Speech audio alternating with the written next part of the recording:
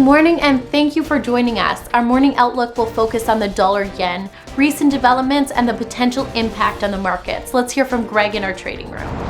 The dollar-yen pair has gained 0.3% in the last session. The ultimate oscillator moved sharply into the positive area. Bitcoin has fallen 5.4% in the last 2 sessions. The stochastic RSI shifted sharply into positive territory.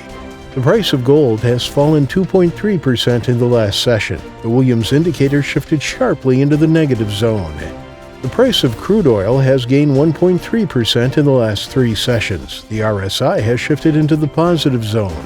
Thank you for sharing with us. Now let's hear from our news department. The S&P 500 and NASDAQ slipped from all-time intraday highs in choppy trading after the Fed ruled out, for now, more dovish monetary policy measures. Waves powers Russia's first reported crypto-backed bank loan as Russian banks seize, waiting for regulatory clarity on the matter.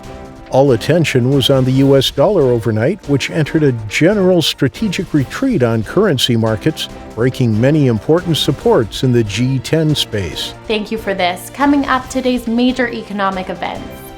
The UK retail sales will be released at 400 GMT. The German services PMI at 5:30 GMT, the UK manufacturing PMI at 6:30 GMT, the Canadian retail sales at 10:30 GMT, the US manufacturing PMI at 11:45 GMT, and the Eurozone's consumer confidence at 1200 GMT. We hope that you've enjoyed today's market outlook. On behalf of all of us here, we wish you a productive trading day. Be sure to join our next review for the latest news and events from the financial markets.